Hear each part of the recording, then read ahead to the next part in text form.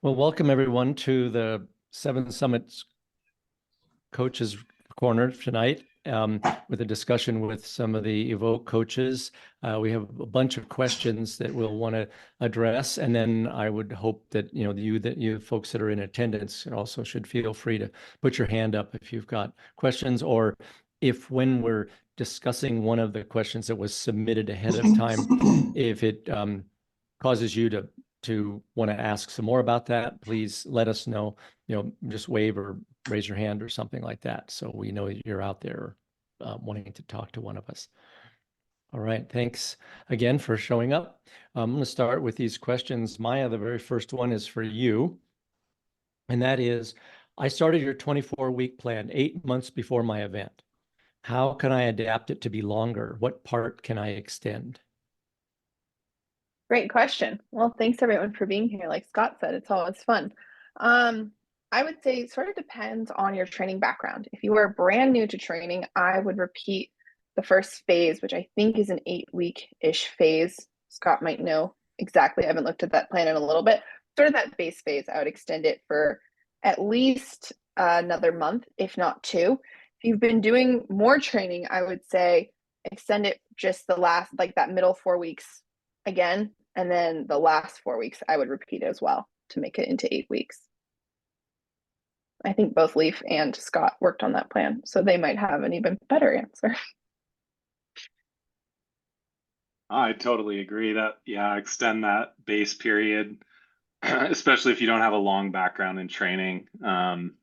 And then, you could add a few weeks to muscular endurance too. One thought I had with that was if you wanted to add the gym-based muscular endurance protocol, you could do that for a little block of training before you start with the heavy weighted carries.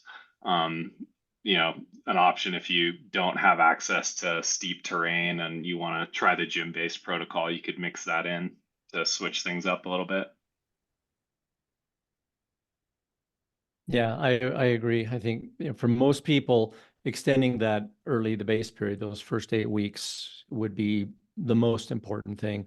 And then I'd also second what Leaf just said, is extending the muscular endurance as well would be my second choice to add on. How many seven summits have your coaches done, and which ones, and what was their favorite? I don't know who's done the most of them. Maybe you, Leaf? Yeah, I'm not sure. I'm not sure where Mark has been. But I've climbed Vinson, Aconcagua, Everest, and Denali in that order. So kind of went backwards, did all the hardest ones first, and then I'm just saving the last three to savor them at some point. So I'm excited to go to Kilimanjaro and Karsten's Pyramid and Elbrus if that's possible at some point. But yeah, for me, I think Everest, I have such a personal connection to that mountain, so I'd have to pick that one as my favorite. But Denali too, climbing Denali with just two friends, just a really small group, and skiing on Denali was a different sort of experience than a larger guided trip. So that was really special as well. But yeah, 4 of 7 for me. How Yeah, I about think you, Mark? I'm exactly the same, minus the ordering. I've done, tell me which one I did first. I did Aconcagua first, then Denali, then Benson, then Everest. And I've, that's a good question. Which one is the favorite? My favorites tend to be the ones that are remote and have a real kind of wilderness feeling, which, like a quiet rotation on Benson feels incredibly remote because you're kind of at the bottom of the earth. I really like that one, but I've got fond memories of the Denali trips that I've done, and I've probably done that one the most. I've maybe done 15 or 20 trips up there, so I've got a lot of fond memories up there. And I think those big super glaciated peaks, with like a 30 or 40 mile long glacier, are just so unique. You don't get that in a lot of places. So yeah, those would probably be my two favorites for sure. What about you, Scott? You've been to I've been to a couple. I think I don't know still count Kosciuszko as one of the 7 summits or not. It used to be, and I didn't do it thinking I was climbing at the time I went up Kosciuszko in Australia. It was this whole 7 summit thing didn't even exist. But I was down there for a ski training camp one Australian winter, and my buddy and I skated to the top of it on our cross country racing skis. So it's not very technically demanding, I have to say. But I've also, let's say, I've done Aconcagua and Denali a few times, but I think that would be my 3 that I've done. I'm not sure who else amongst us who's not here has got any of the 7 summits. We probably got a couple other folks with Denali summits and Jack has done Denali. Yeah, Jack he happens to hold the speed record on Denali. Faster than any of us. Didn't spend much time up there, but Absolutely. Okay. Next question. I don't have to carry much weight for my objective. I'll be using a Sherpa and Porter assist. Should I still do the muscular endurance? That's directed to Mark. Yeah. It's a little bit situational, but if for a blanket answer, I would say yes, absolutely. I think the muscular endurance training is a little bit misunderstood in that way because it is, assuming we're talking about the heavy pack weighted carry version of it, it does look a lot like carrying a heavy pack up a mountain. So people assume that it's most applicable or maybe only applicable to mountains where you have to perform that exact activity. And of course, it's very useful in that regard. And I do love it for things like, like a Denali or maybe like an unportered Aconcagua or a Benson where you have to carry a little heavier pack. But I think its effects and the upsides of that kind of training are a lot more far-reaching than just being better at carrying a heavier pack. There's a lot of movement economy that comes from that kind of training that's going to make you really efficient, even if you have to carry a lighter pack. And I think there's a pure endurance component that comes out of, kind of a durability and a pure endurance improvement that comes out of muscular endurance training that you're going to want, for these big objectives, regardless of what your actual pack weight is. And then the only other thing I would add to that is, since it was mentioned, or the question mentioned Sherpa assisted, which is predominantly just going to be Everest for the most part. On Everest, especially up high, going to the South Pole or certainly on summit day, you don't have a heavy pack in the proper sense, but you do have a pack that has a little bit of weight to it. And with a full oxygen cylinder and a regulator at those altitudes, a pack that, maybe it would be modest on the scale of, 16, 17, 18 pounds. It actually feels pretty heavy at, 28,000 feet. So I would encourage people not to underestimate the difficulties and the strain of carrying a light pack at 8,000 plus meters, and muscular endurance would be a really good training application for that. You work with ME a lot, Scott. What do you think about ME for objectives where people don't carry as much weight? I know we used it with runners in the past with good success. Yeah, I would say it should be a part of every mountaineer's program, regardless of how heavy your pack is going to be. It's going to make your legs more robust. And one of the big problems that I think a lot of mountaineers face is the going back down. Excuse me, is how tired are your legs going to be on the descent? And a lot of people get so completely thrashed on the ascent that they struggle greatly on the descent. And the muscular endurance will give you that kind of fatigue resistance that'll enable you to, get back down more quickly. So I think it's quite valuable. I would not omit it from anybody going to these big mountains. Okay, next question for you, Mark, is what time of year is the best to climb Everest? Why don't people go in from the Chinese side more often? Yeah, this is a softball of a question. So Everest in the spring, pre-monsoon. You can actually climb, assuming we're discounting like Himalayan winter sense, you can climb it post-monsoon, in October and November. It's been climbed that time of year. It used to be more, I won't say popular, but more common that there'd be post-monsoon expeditions to Everest, and it's just really fallen out of favor. So it's almost non-existent commercially guided post-monsoon trips. There's been a few attempts in the last 10 years and they haven't gone super well. So yeah, it's April, May, maybe very, very first part of June kind of endeavor. So that's an easy one. And there's good reasons for that. Like it's warmer that time of year versus the autumn. The days are longer. There's more daylight to work with. It's not as dark. Some people, it's a little less windy if you catch it right.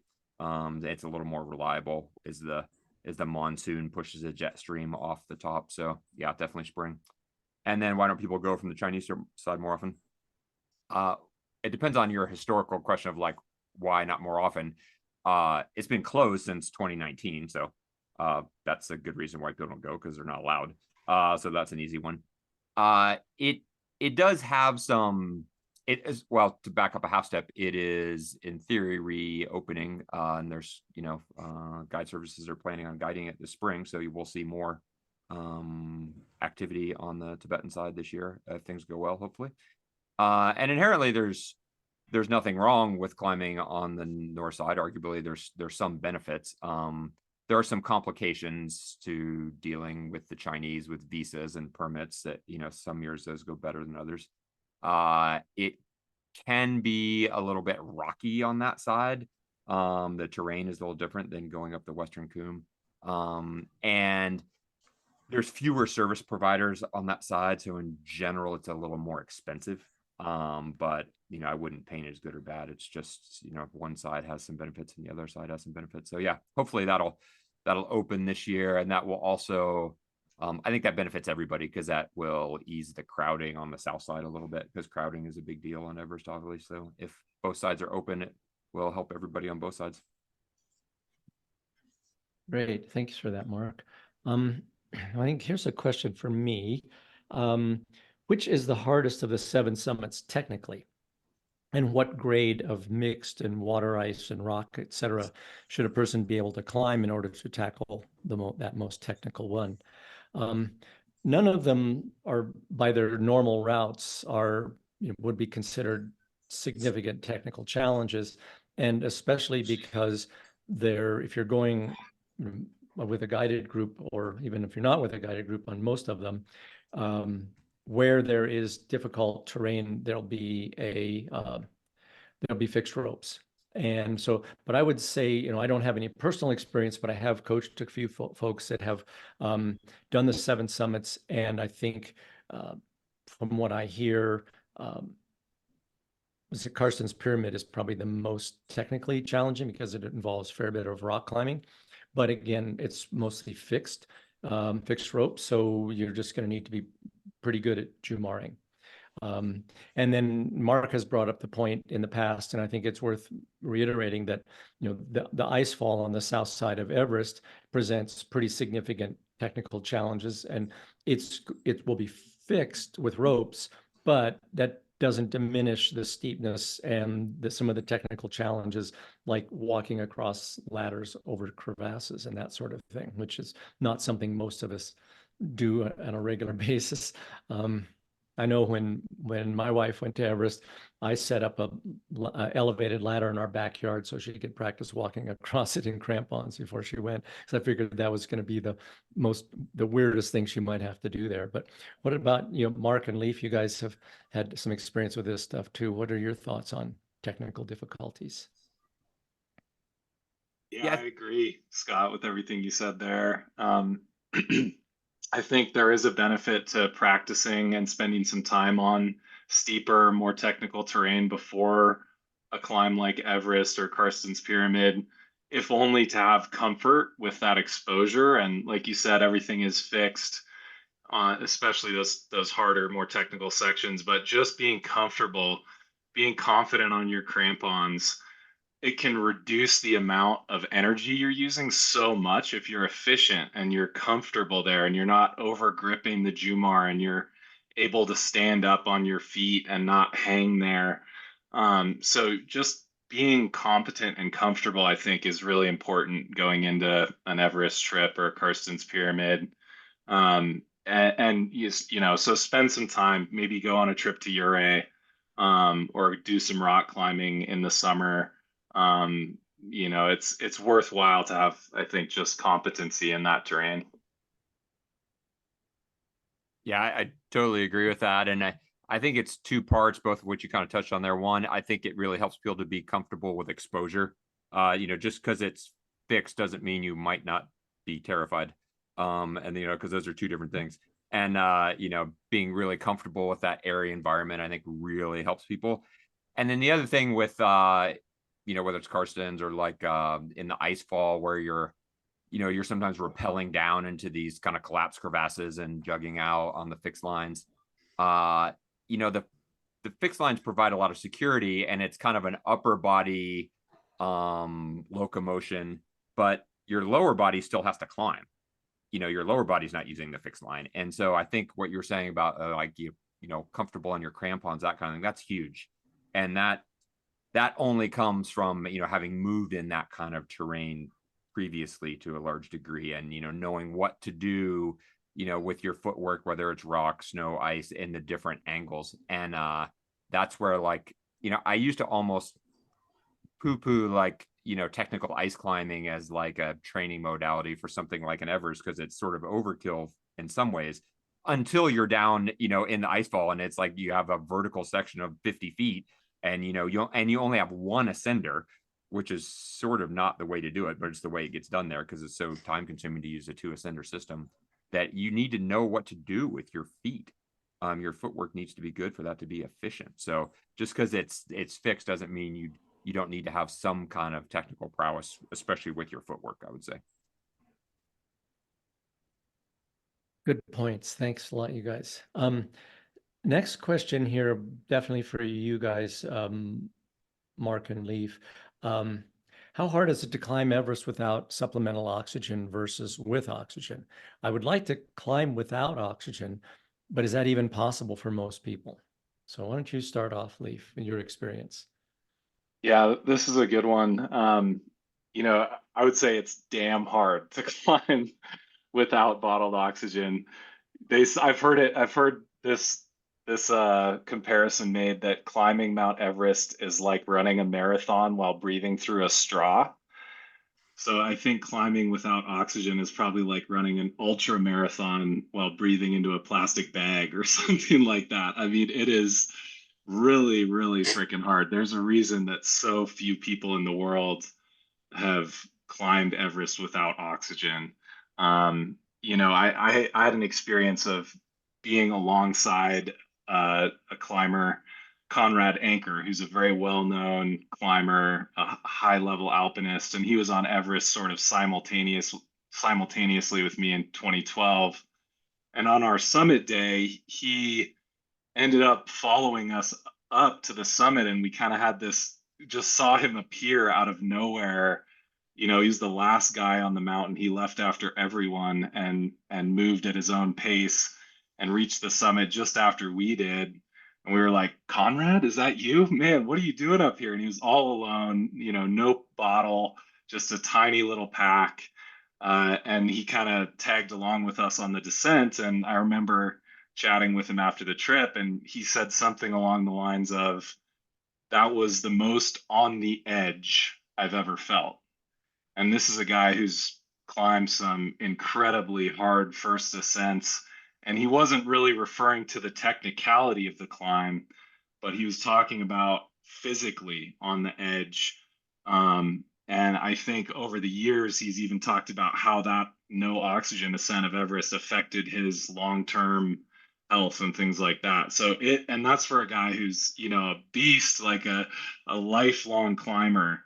And so for him, it was an immense challenge. So that gives you a sense of how hard it can be to climb Everest. I feel like been hearing more and more interest in climbing without oxygen, and you know, it's not for everyone. Like, I would just say that for some folks, there just may be genetic limiters that you just don't do well at altitude without oxygen. That could be the case.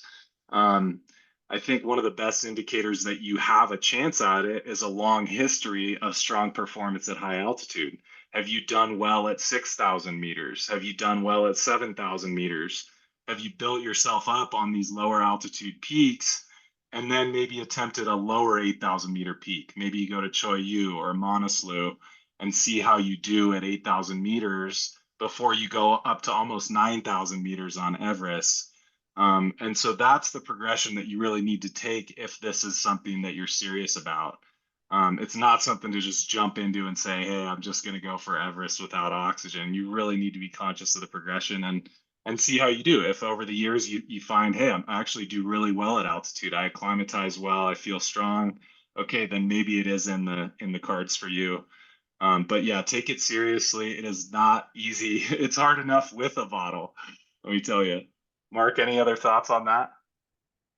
Yeah, those are super good points. I would wholeheartedly echo your sentiment about folks that, you know, are interested in it. I think it's a fairly, I don't want to say easy, but, you know, there's a pathway and there's a progression for a climber who's interested in that kind of thing to kind of test the waters and see where they're at with that. And I think that certainly should lead them, in my mind, no question, to an 8,000 meter peak that doesn't have some of the other difficulties that Everest does to kind of test those waters. And, you know, it's one of the benefits of Tibet being open is maybe, you know, certainly Choyo Yu or even Shishapangma will be back in the mix at, you know, a kind of regular basis for people.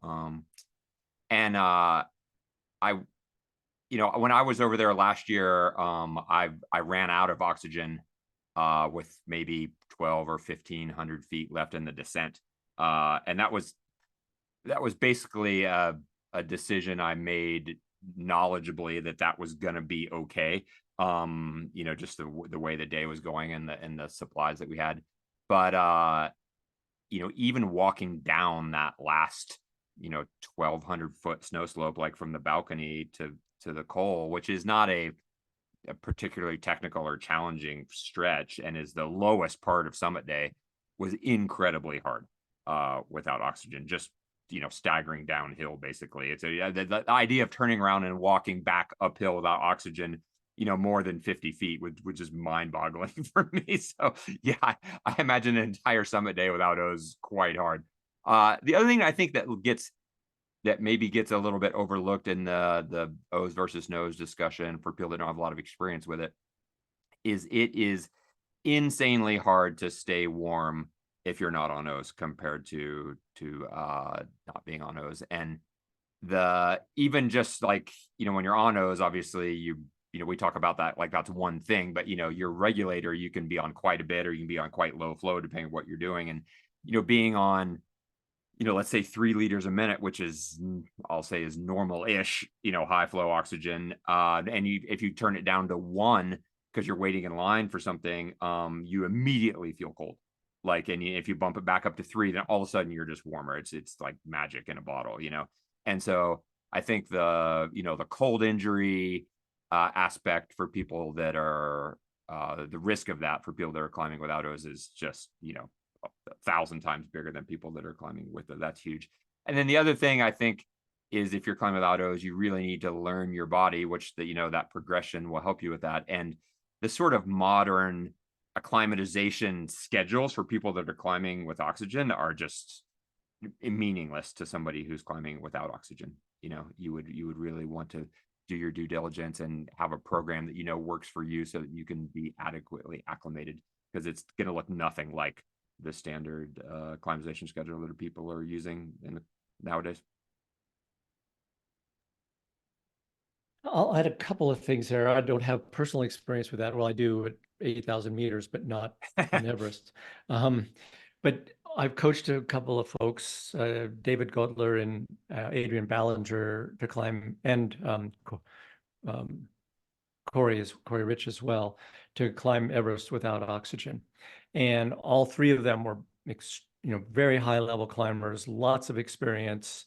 And I was, especially with David, because he's been to Everest a few times, and I've got his ascent rates, and his ascent rate without oxygen near the summit is less than 100 meters an hour. So you have to think about how slow that is. And the first time he tried it without oxygen, it was that year that there was that huge traffic jam below the summit. Many people have probably seen that very famous picture of all the folks lined up right below the summit. And David was only probably 300 feet below the summit, but he decided he couldn't stay there because he was getting too cold, and he would have been really dangerous for him to stay. So he turned around and bailed really close to the top for that very same reason you're talking about, the cold issue. So I think that's something to be taken into consideration. And I would echo very strongly something that Leif and Mark have both said, which is you need to find out how you do at altitude before you even begin to think of trying to go to 8,000 meters without oxygen. You need to get to 5, 6, 7,000 and see how comfortable you are there before you consider doing something like that. I mean, it's dangerous enough that, let's say, 7,000 meters, it can be life-threatening. Things can turn south really fast when you're up at 8,000 meters without oxygen. So, okay, unless somebody else has something else or a question about that, we'll move on to the next one. Oh, this is another one for you, Mark. And this is on that same subject. How many of these 7 summits require supplemental oxygen, and how do people get started to using it? We can probably keep this one pretty brief too. Basically just Everest is the only one there's, regular use of supplemental oxygen.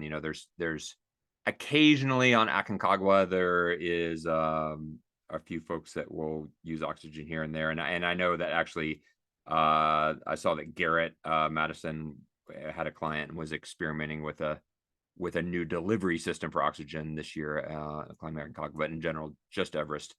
And as far as when to use it, that's changed over the years a bit, and it's a little bit individual. But in general, everybody is sleeping on it at Camp 3 and then using it above Camp 3. So to go to the Col, to high camp at Camp 4, and then on summit day.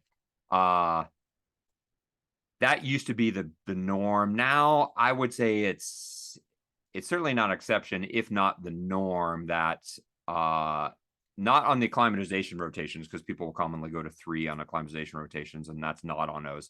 But on the actual summit rotation, a lot of folks will climb from 2 to 3 on low flow, just to make that day as quick as they can and arrive at Camp 3 with as much energy as they can, and then start sleeping on it and using it above Camp 3. So that's roughly 21,000 feet at Camp 2, and 23,000 feet at change at Camp 3, depending on what tier of Camp 3 you're staying at. So that those are kind of ballpark numbers. So getting on for 7,000 meters is where most people start using it. Okay, thanks, Mark. Here's one for you, Leif. I've done Rainier, Baker, and Denali, and I'd like to tackle Vinson or another higher mountain. How much experience should I have before I attempt it? I've done all of the mountains guided and would go guided for this other mountain, another 7 summit mountain. Which one would you recommend in a progression like that? Yeah, I think Denali, having climbed Denali, is already excellent preparation for Vinson. I'll talk a little bit about some of the differences, but Vinson would be, I think, an option for you if that's the next one that is on your calendar that works for your training, that you have the financial means for. Something like Kilimanjaro might give you some more altitude experience with a shorter trip and a shorter commitment than Mount Vinson, and certainly a lot less expensive. But Vinson would be a natural one to put there into the progression. I think Denali and Vinson are very similar in a lot of ways. They have a lot of the same structure in terms of the climb itself. You're dragging a sled on the lower parts of Mount Vinson with a portion of your gear, as well as carrying a heavy pack from base camp to the first camp. Above Camp 1, there's a section of fixed lines that's steeper, and you're carrying a heavy pack up that when you carry a load up to the high camp on Mount Vinson. And then summit day is a long day exposed in really cold temperatures.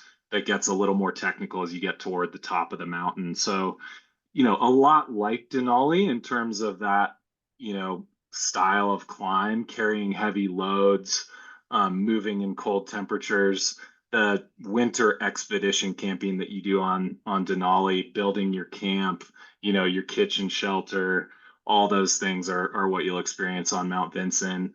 Like Mark mentioned at the beginning, like Vinson is one of the more remote of these mountains. It's a really incredible experience. I mean, if you have the chance to go there, it's so amazing. I remember I was up at high camp looking out, you know, at the view and kind of thought I was looking down at the clouds with these peaks sticking up through the clouds. And I was like, wow, that's a beautiful sight. That's like what I've seen on Rainier or Baker.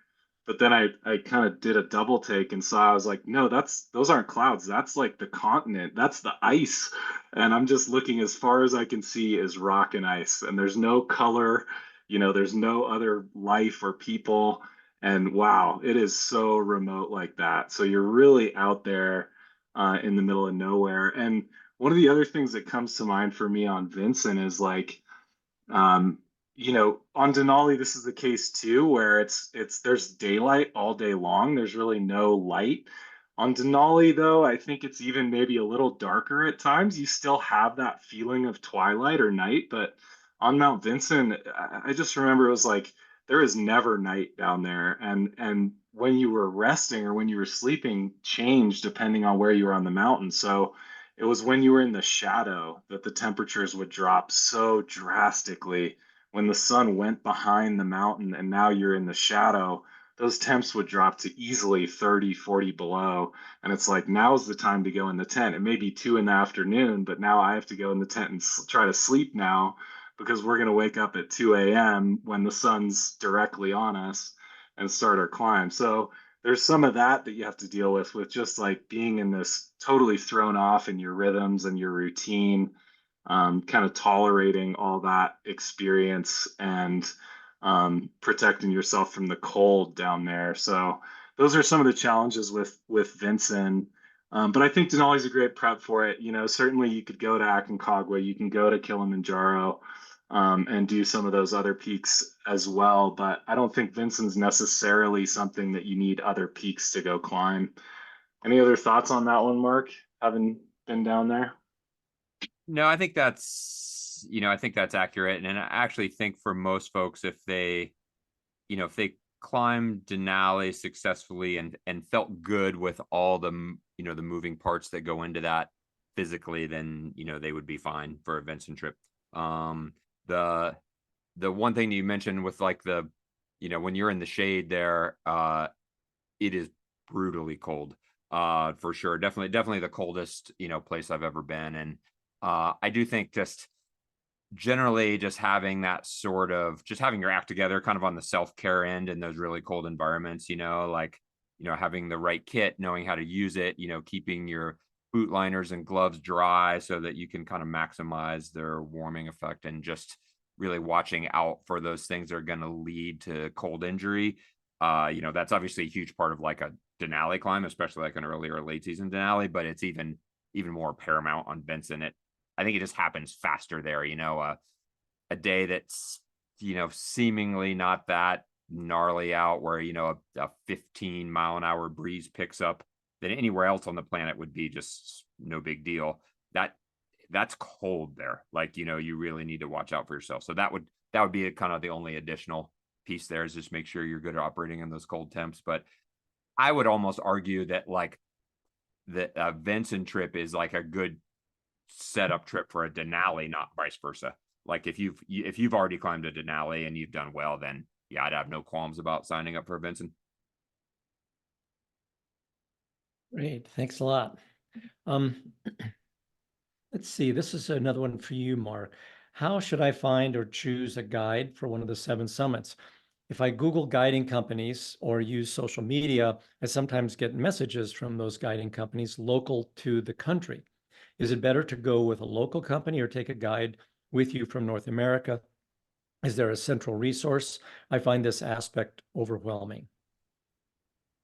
That's a really good question, actually. And like with anything, all the good answers are on social media. You should just take that, as gospel and run with it. Like, I'm kidding. I think there's sort of two ways to go. There's not a central resource. I think there's sort of two ways to go about it, or two ways that people do go about it. One way is to basically use the same company for all the 7 summits, more or less. People get involved with a company, they have a good experience. If it's a company that does all the things they're interested in, they kind of stick with them. And I think there's some benefit to that. They're dealing with a known quantity. The customer service tends to be high because they know you're a repeat client, and they try and keep those clients happy. So in general, if we're talking about all 7 summits, or at least 6 of the 7, that's going to be probably a North American based company. It wouldn't have to be. So off the top of my head, that's going to be like, maybe the 3 Rainier concessions all offer international trips on almost all those. So that's going to be your RMI, your Alpine Ascents, your IMGs. Those are good places to start. Madison Mountaineering offers trips on most of the 7 summits. That's that would be a good resource. Mountain Trip, and then and climbing the 7 summits, which is obviously named after climbing the 7 summits. Would be another good resource if you want kind of that one-stop shopping. The other way to go about it is, people do seek out a local guide service, which is a little bit what this person's asking about, for each individual peak. And I would say that maybe that's a little less typical, but there's certainly people that do that. That could be financially advantageous, because going through a local guide company occasionally can be cheaper. And there are probably some instances where a company that just does business on a solitary peak, has a lot of local knowledge for that peak. There could be some small gains there, but in general, these big guided services that run, most of the 7 are quite knowledgeable. So I think that's a little less typical avenue. And that's also going to involve just a lot of legwork and due diligence on your part, to kind of vet these companies, because especially on these bigger, more serious peaks, you do kind of get what you pay for, and in my mind. And it's a little bit of a bummer, because some of them are quite expensive, but I think the competency of the guiding, and just the way that the guides and the company are watching out from the risk management side is generally a little higher, with the companies that are a little more experienced, and have more experienced guides. So that would be my recommendation there. And I would also add, this is a nuanced conversation depending on what peak you're talking about. So this might be a good thing just to email us about, and we can wade into that. I'm happy to have a conversation with a person that has a question about a specific peak and maybe a specific guide service, because it's hard to give a blanket answer, because it's the quality of services definitely varies across the board, to some degree, for these bigger peaks. Right. Thanks very much. Maya, here's one for you. How do I find out what season is best to climb each mountain? Well, I might not be the expert on seasons, since I am not a guide myself, and Mark can weigh in as well. But as Mark was saying earlier, the warmer the season, the better. And I would say for most of these mountains, there are kind of a typical season. You'll see like Vincent and Aconcagua in the winter, because that's their summer, Denali and Everest in the spring. I've had a lot of people do Kilimanjaro kind of December, January, but I think you can do it other times as well. Those are kind of the big ones. I would say usually if you're working with a guide company like Mark just talked about, there's set times and trips, and you would go through them. And if you're planning on doing this solo, do your research and probably mirror when those guided trips are going, would be my advice. Mark, do you have more to add, or Lee, or Scott? Yeah, that's pretty much it. I mean, in general with mountaineering, like the peaks that are super equatorial are really forgiving with season, and the ones that are, more northerly or southerly in latitude are less forgiving and have a very defined season. And that's, in the 7 summits, that's totally true. Like with Kilimanjaro, that's pretty forgiving. You can climb in the summer, you can climb it in the winter. But the other ones, as they're less equatorial, they have a much more defined season, and some of them are, would be insanely challenging and or impossible. And the other seasons, I wonder what the range of people climbing Mount Vincent is from the earliest to the latest. I'll bet it's pretty small. No one's down there any other time of year, that's for sure. Yeah. Let's see. Here's another one for you, Maya. How much running do I need to do to get fit for mountaineering? I hate running. So The really short answer is I would say you need to do zero running. I've coached many, many athletes to the top of these peaks without any running in their training. Just had a guy this year complete the 7 summits without, he can't run due to an injury. So totally possible. I would say bigger and more important is how much vertical you can get in. If you are living in a flat area, I sometimes use running as a supplement to training just to get you off the treadmill at 15 to 20% grade or the Stairmaster. But if you like live in a mountainous area and you can be hiking every day, getting in, more natural vertical, and you don't need a break from the gym, then I would say you don't need to run at all. well, that's probably very good news for this person, and I would second it. Yeah, we've had folks that can't run or don't run for one reason or another. There's other ways to get fit than running. Running is just a very handy tool. Next question here. This goes back to you, Mark. For which of these mountains do you need permits?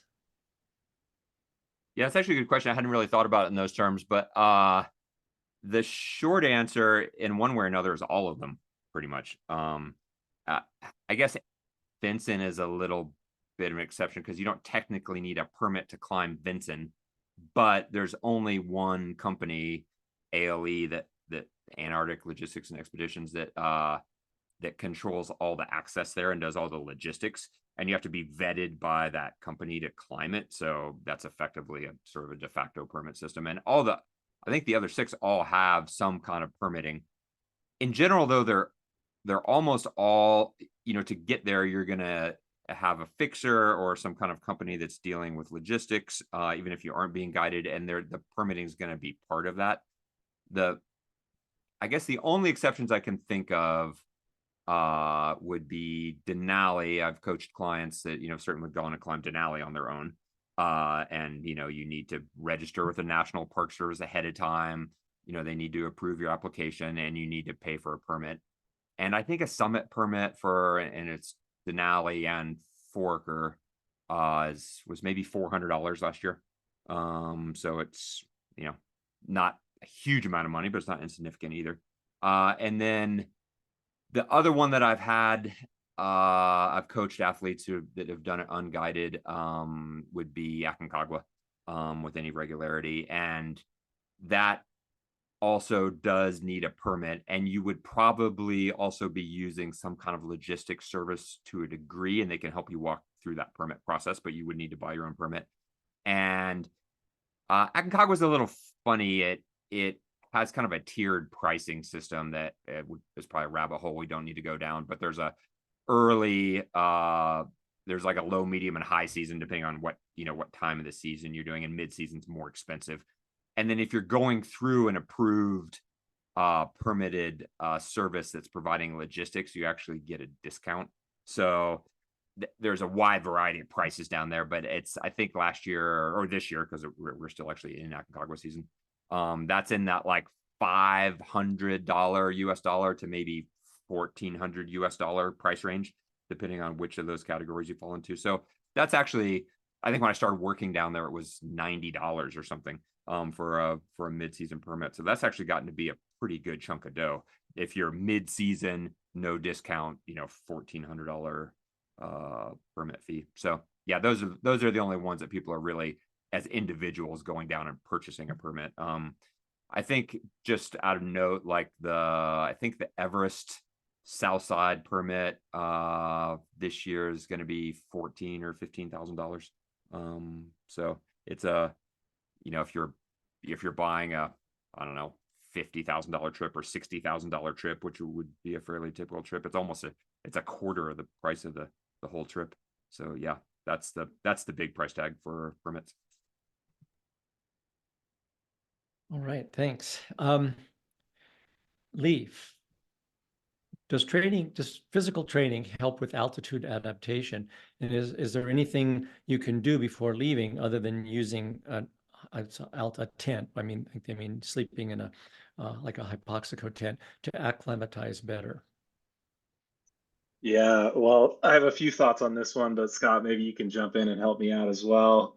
But I would just say right off the bat that fitness absolutely is the number one and most important thing to do well at altitude. I mean, the better shape you're in, the better you will perform at altitude. So, training, having a really good long base period, developing that aerobic base, and just being as fit as you can be is the best thing that you can do. So start your training now.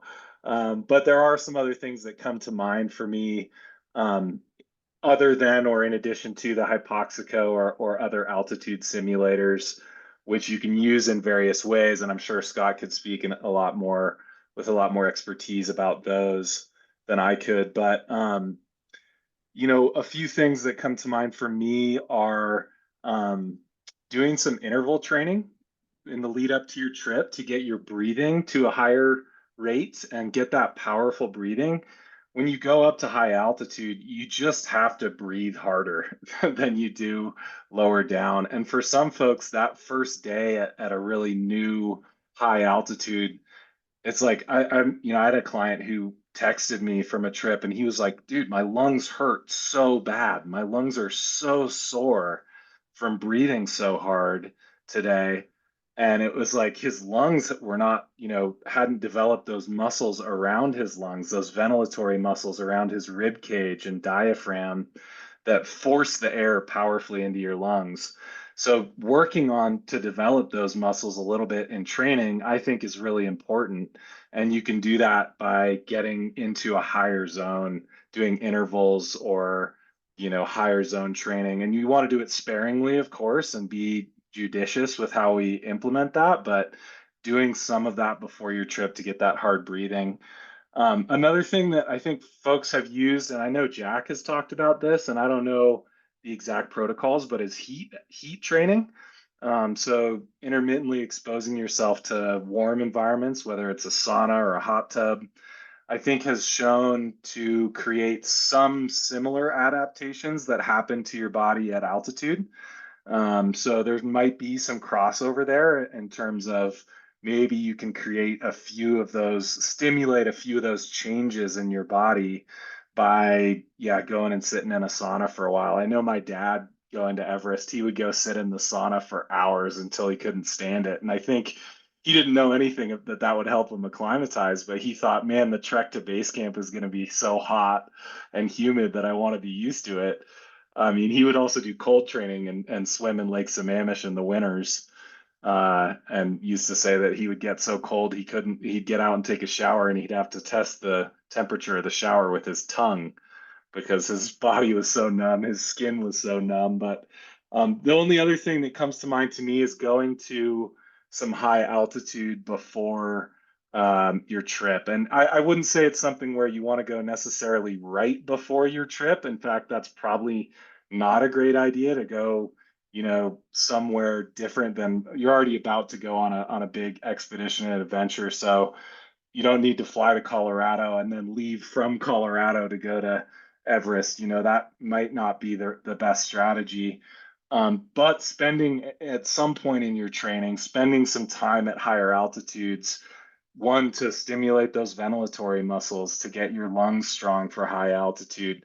Another to remind yourself what it feels like to go up to an uncomfortable altitude. Remind yourself of that headache that you might experience, that dehydration. Just climbing an easy 14er in Colorado, if you live at sea level, that's a good test of like going up to a new altitude. It might not be super difficult technically, it might not be a big expedition you're going on, but it's definitely a good way to see like how is my body doing up here, and learn about how you need to take care of yourself up there. What do I need to do with my layering to stay warm?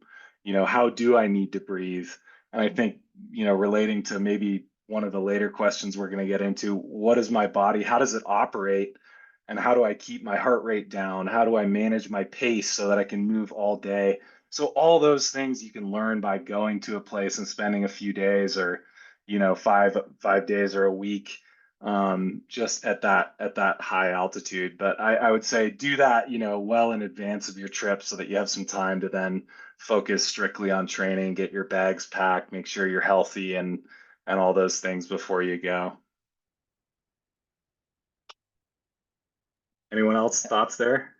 Yeah, I don't have an article that I wrote a while back about using the use of those altitude simulator tents, the Hypoxico tents, and some of our thoughts on them. And I concur with the need to train the ventilatory muscles. And I think that's actually one of my favorite ways to use the Hypoxico generator.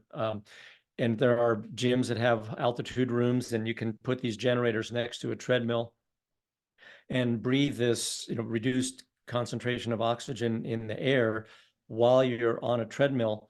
And what I've done with some of the professional climbers I work with is that they will do their recovery workout on the treadmill. And so they're breathing like they were running a race, but they're basically walking slowly uphill on the treadmill. So from the standpoint of their legs, I mean, what Leaf was just saying works, but it's a hard workout. It's a really demanding workout to go out there and run uphill as hard as you can for several minutes and do that a bunch of times. Whereas with this, they get the ventilatory muscle benefit, even though their legs are moving quite slowly. So we would often put those special, it's called intermittent hypoxic training, put those into their training plan on recovery days. It does require, special equipment and that sort of thing. I think that, getting to altitude and experiencing it so you know what it feels like, there's a great deal of that we don't understand about acclimatization. I was at a conference, I gave a presentation at a special operations winter warfare conference a number of years ago. And one of the presenters there was one of the world's foremost experts on acclimatization.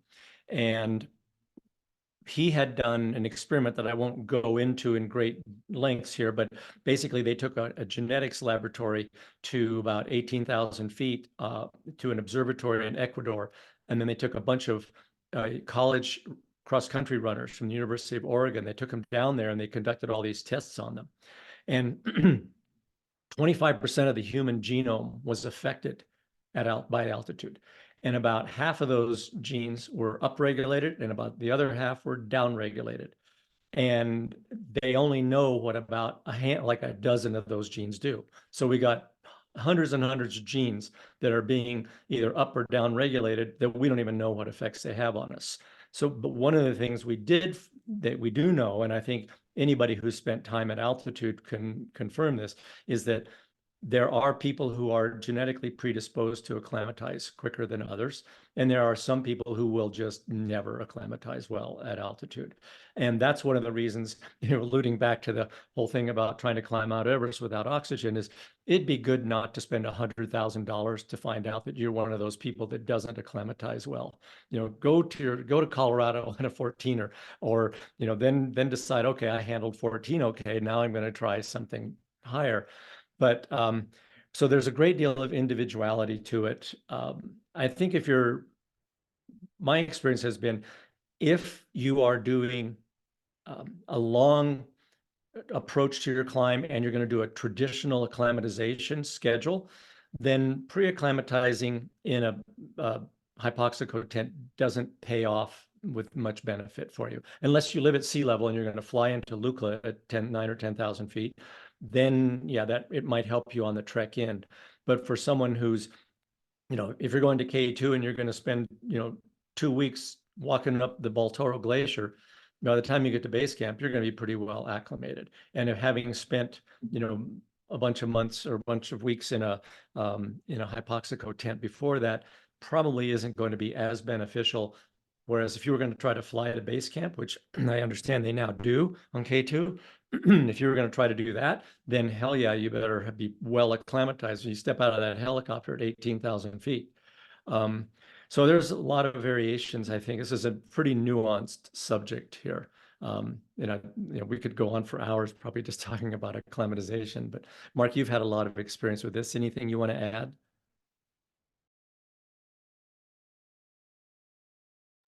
Mark, you're muted.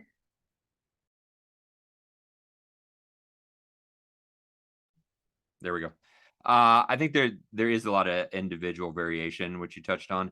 I do also think that a lot of people they do better with each subsequent exposure to altitude, and that's not those gains aren't endless, but I know with myself and with a lot of athletes I've coached, the first time that you maybe go to, let's say 7,000 meters or above, it generally feels pretty hard.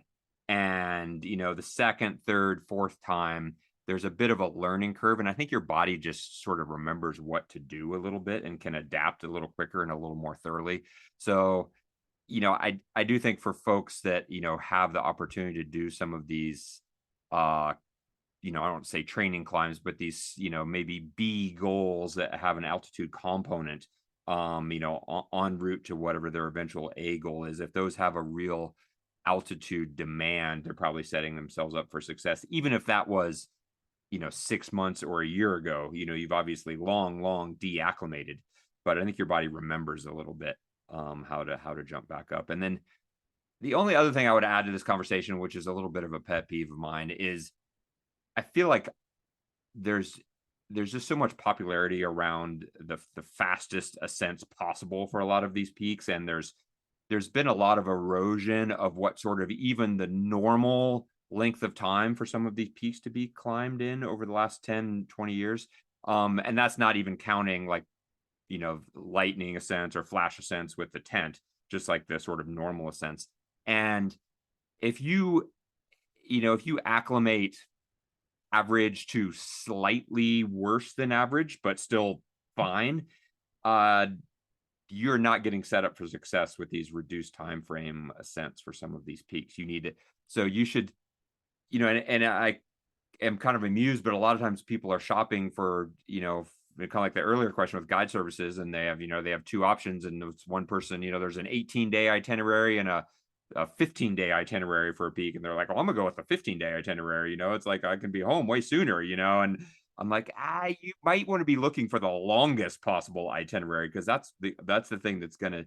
And I see it, and Aconcagua is kind of like, I feel like the poster child for it, but I've seen so many trips down there where there's, they're big trips, and maybe there's a dozen clients on a trip, and they summit with, 6 summit or 5 summit, on this fairly tight schedule. And of course, those 5 blow it up on social media that they went to the top and how good it was, and everybody sees that, and then they sign up for the same trip, and then they kind of get their ass kicked, because they don't acclimate particularly well. So that's where it's really important to have some experience with it and know where you are in that continuum.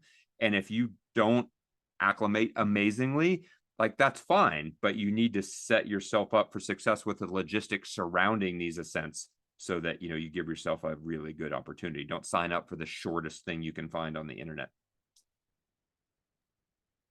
With regards to, I would agree completely, Mark, that multiple trips to altitude, there is an adaptation. And I actually have an article that Killian and I were discussing at one point, and there's an article I wrote on the website that's called The Epigenetics of Acclimatization, because there's quite a bit of evidence now that, and I believe that's probably what's happening when you go to altitude. There is an epigenetic effect that your body, that's what we're talking about. We used to say your body remembers. Well, it actually has, your genetic makeup has changed a little bit. So that might be a resource for people that are interested in that sort of thing. Okay, Leaf, how early should I start training as a minimum prior to a 7,000 or 8,000 meter peak? Right now. That's it. That's the answer. No, seriously, start as soon as you can. You can't be too fit, as Scott always says. No one complained about being too fit to climb a mountain. So, yeah, like you really can't start soon enough developing your endurance fitness. I mean, we've got some coaches available, right, guys? So someone sign up with some of our coaches and get get to work. I mean, just to throw a number out there, like I would say you want at least a year for the bigger peaks on this list, and that's if you already have a good foundation of fitness built up. So take it seriously, get started early. We've got all the resources for you, so come check it out.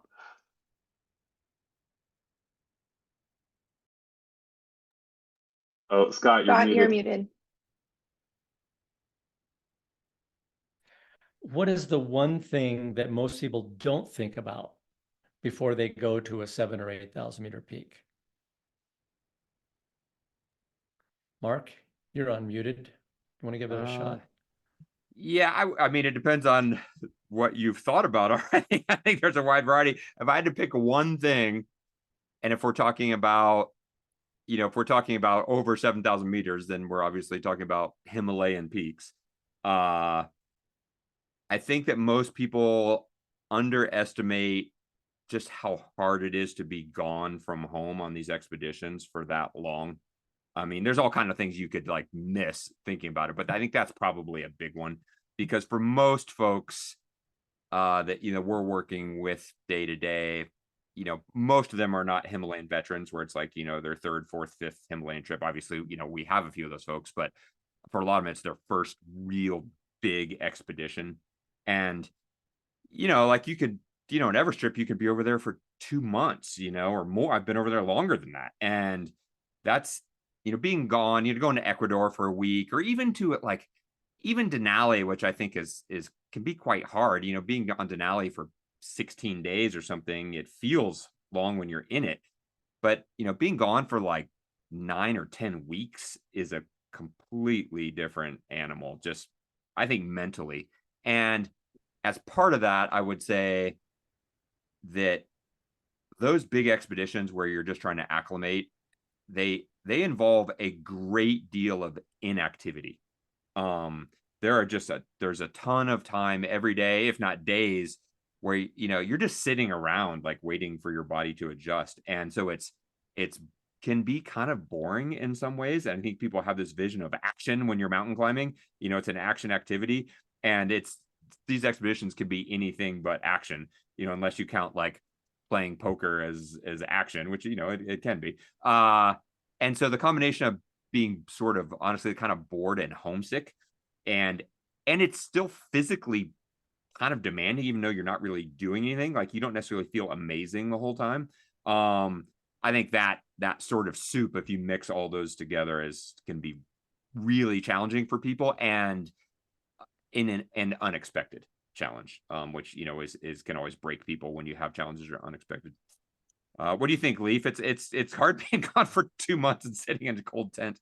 Oh man, I couldn't agree more, Mark. I was gonna say that for the next question about what is the worst part of being on, an 8,000 meter peak. I was gonna say that homesickness, being away from your friends, your family, your normal life, your normal bed and shower and all those things for a really long time. I remember Dave Hahn told me once when he was telling me about Denali, he's like, Denali's easy if you can watch TV every night. And he was sort of referring to like, you don't get to go home and watch TV every night. Yeah. But also, hey, bring some shows on your phone so you have something to distract yourself in the tent when you're sitting there around camp. But yeah, I think that homesickness is really a hard part mentally. It's really hard to be away from all the people that support you in your life. And yeah, like you said, 2 months on Everest at high altitude is just degrading, and your body's completely changed by the end of that trip. It's a lot. And so to be in it the whole time, to be focused mentally and just keep that goal in your head. And sometimes like the end of the trip, you may have done your rotations and now you're waiting for your summit window. For me, like we sat at base camp for almost 2 weeks. And we would do, you'd be hiking during the days. You'd go up to Kalapataru, Pomori Camp 1 or something like that to stay fit. But you're just kind of sitting there waiting, and you're hearing other teams summit, and meanwhile you're waiting for your late summit window toward the end of the season. And it's like, man, that's really hard mentally to stay in it. The other one that comes to mind for me is getting sick. And it's something that a lot of people don't realize about these climbs. And it's like, especially, going over to the Himalaya, and many of these other peaks as well, there's definitely a lot of chances to pick something up on the approach trek or at base camp. Your immune system is suppressed at altitude. It takes longer for you to recover from things. And so getting sick is, for many of us, a part of these long expeditions. I mean, every time I've been to Everest, I've been sick in one way or another, whether it's just the Kumbu cough, as they call it, which is just kind of a nagging, cough that you develop from the cold, dry air at altitude, or a full-blown chest infection that you need to take antibiotics for, or a stomach, a GI issue that you maybe pick up along the way on the trek. Those are all things that like are really common on these trips. And so it's not just the physicality of the climb, the mental difficulty of it, getting to high altitude, all those factors. It's like people forget, like, and you get sick also, and you get your ass kicked from a sickness that you have to overcome. And so I think being resilient and having that resiliency to if you do get sick, to get through it and overcome it and still be able to summit is really an important quality on these peaks. And go in with that expectation. You might get sick no matter how careful you are. So yeah, just keep that in mind. I was going to add something. You will get sick. You're going to get I was sick. going to add something from more the athlete Exactly. perspective, since both Leaf and Mark are trained mountaineers and have done so much of this. I would say from the feedback I get a lot from athletes who haven't done as much as you two have done, and Scott as well, all three of you, is the small details that can be really challenging. Not having the right gloves, not knowing how to fuel properly, things freezing, just not feeling dialed, and all these tiny details that I think are probably second nature if you spend a ton of time at these altitudes guiding. So I would say something I really recommend for any of my athletes who are new to this, and that's the goal with Seven Summits, is go out with a guide in Colorado in the winter. Go learn how to be really cold and have all your food freeze in a way lower stakes situation, and figure out some of those smaller things before you go to a 7,000 or 8,000 meter peak, because I think it's easy for people to forget like the small little things. Put on your crampons in a bad situation when you're cold and wet, that sort of stuff. That was just my little tidbit. I have no personal experience on these peaks, so this is just more coach athlete input. Well, now we've talked about the bad parts of climbing these big mountains. What are the one of the last questions is, what is one of the best things about climbing one of these 7 summits? The view. the view. Come on. Why do you go climb mountains? For the view. It's looking out at the view from the top it's a experience unlike anything. I mean, I half joke. There's a lot of things I could say, but really, like that experience in nature, getting to look out at a magical world beneath you is something special. So yeah, that's why you climb Everest, for the view. What do you think, Mark? I would say if this is a 7 summits specific question, I would say the biggest upside for me, and a lot of feedback I've got from athletes ultimately, because there's a million peaks you could go climb, right? Like, this is just 7 of like the countless peaks that would give you a rewarding experience probably in some way or another, is that it gives you a good reason to go to all 7 continents and interact with a culture that's probably quite different than yours is, and kind of broaden your worldview in a lot of ways. And Antarctica is a little bit the exception because the culture there is slim, but but you get to interact with your expedition mates. But I just think, even like Alaska, but certainly like getting to go to Mendoza and in the depths of a Seattle winter, and have some long days, and take in that Argentine culture, or certainly going to going to Nepal and interact with the Sherpa culture. Like, I think those experiences are just invaluable. And I think that's probably one of the huge upsides. I think specifically to Seven Summits for sure. Yeah, the steak in Malbec in Mendoza after climbing Aconcagua is worth the whole trip right there. I agree completely. Okay, what our last question, and I know this is one you're chomping at the bit to answer, Mark, is Yeah. at high altitude, how can one estimate that you're still climbing in roughly zone 2? I assume that heart rate and breathing are probably not good indicators. Yeah, this is a late question that got emailed in. I think it's actually a really good one and kind of a nuanced one. So this is a whole rabbit hole in itself, but the person is asking about, how can you tell that you're climbing in zone 2 when maybe you don't have good indicators for that? And I think what they're really asking here is what I would call metabolically, are you in zone 2?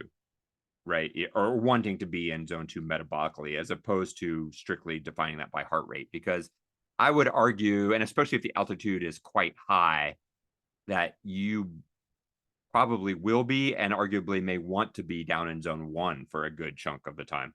If you're looking at like a 16-hour summit day at altitude where you have very little oxygen to produce much power, it's unlikely you're going to be at the top of zone 2 and be successful for that whole time. So I think that's an important thing to understand with the discussion. You're probably actually going to be in zone 1, but there is this, which they mentioned, that heart rate and breathing probably aren't great indicators. They're not for a few reasons. One, you're not going to be taking your respiratory rate every 5 minutes while you're climbing. So that's even if that was a good indicator, it'd be super subjective. That's kind of a non-starter.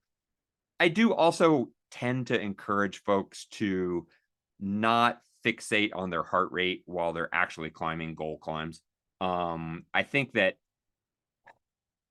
the altitude plays with the heart rate a lot. It tends to be lower than people might think. And also, and this is more like the guide in me than the coach, but like there's a lot to worry about on these big mountains on summit days. There's other things that should be more pressing and more at the front of your brain than constantly like looking at your watch and seeing if your heart rate is still 140.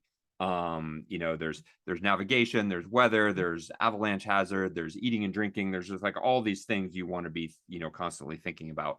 And you kind of want to be saving your pretty limited mental aptitude at altitude for those things.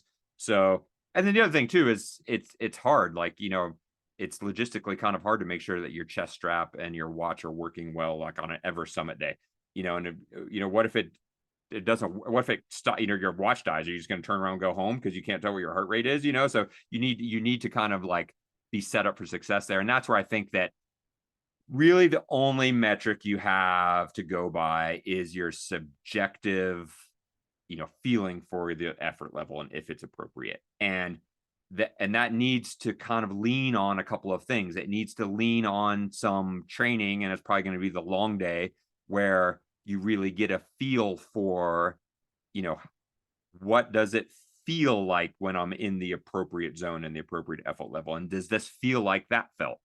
And then more accurately, your previous experiences at altitude, and probably on these really big peaks. And this is kind of one of the benefits.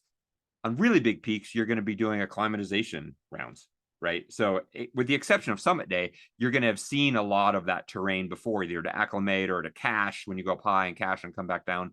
So you're going to have a little bit of a metric, and then, pay attention to your body.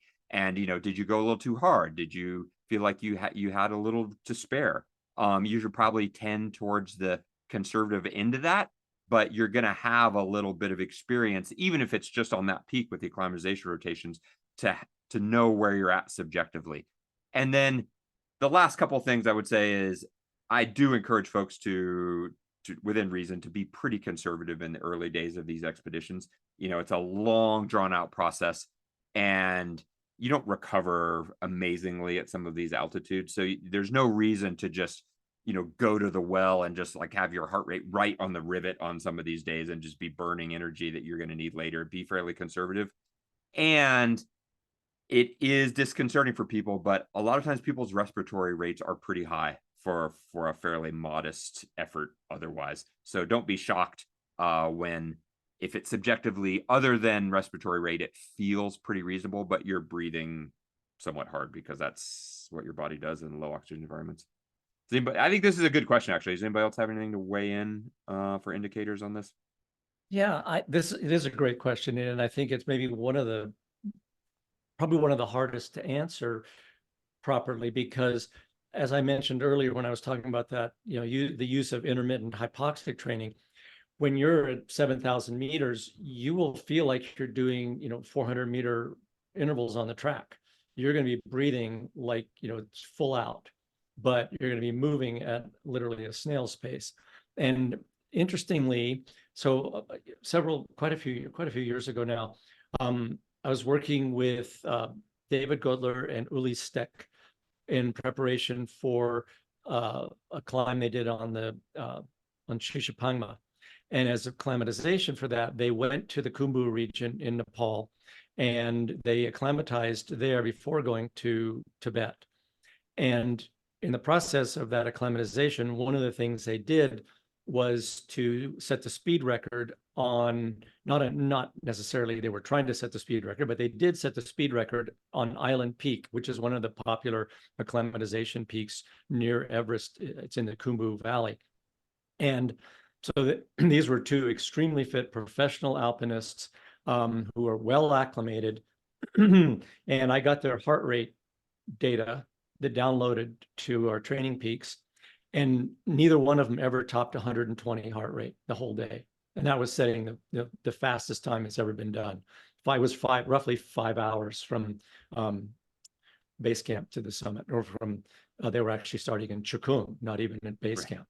So from Chukung to the summit and back in 5 hours, 120 heart rate. So there just isn't enough oxygen to support much very powerful movement. That's the main reason we stress so heavily the importance of this aerobic base training for people going to altitude, because that's all you're going to be able to manage. The use of the interval training that Leif mentioned, or that I was talking about, has nothing to do with making you fitter so you can go uphill faster. Really, that's insignificant. The benefit you'll get a little benefit, but it's pretty insignificant, because you're going to be operating, as Mark said, primarily in metabolically in zone 1, which is why you can spend all this training in this very low intensity zone. So I'll just throw that out there as a kind of as a benchmark that you're not going to be worried about. That's why I would agree with Mark. I don't think that even taking a heart rate monitor, chest strap, or anything like that is worth it. It's just going to make your battery and your watch go dead a lot sooner. So yeah, but getting the feel for what it's like, and you should be able to do that during your acclimatization, whether it's on the main peak or on some other smaller nearby mountain. You'll get a feel for how fast you can move. But I had one experience of doing something hard at altitude once in an emergency situation, and where I literally had to run, and I probably only ran for like 10 minutes, and I was trashed for a week for that. It took that much out of me. And I was pretty fit going into that climb. So you don't want to go there. Going into that, any kind of high intensity is going to make you have a very short and unhappy trip, probably. So, well, I don't know if we have anything else. It was the end of our questions. Anybody else have questions in the audience? We can, and if not, we might wrap it up. Anything, closing comments from any of you guys? Maya, Mark, Leif? I think those were a lot of good questions. We covered a lot of territory there. There's a lot of nuance to it. And these, if we're specific to the 7 summits, there's a broad range of peaks and demands for these different peaks. So, if folks have further questions about specifics, they can reach out to us by email. They can post questions on our forum, which we monitor, which is a good place if you have questions, you want input from coaches. So yeah, reach out. All righty. Well, thanks everybody for coming, and thanks to you coaches for taking time this evening to join me. And we'll be posting this on our podcasts here probably in the next couple of weeks. So keep an eye out for that. All right. Good evening, everybody. Thanks. Thanks. Thanks, everybody. Thanks, Scott. Bye. Bye now.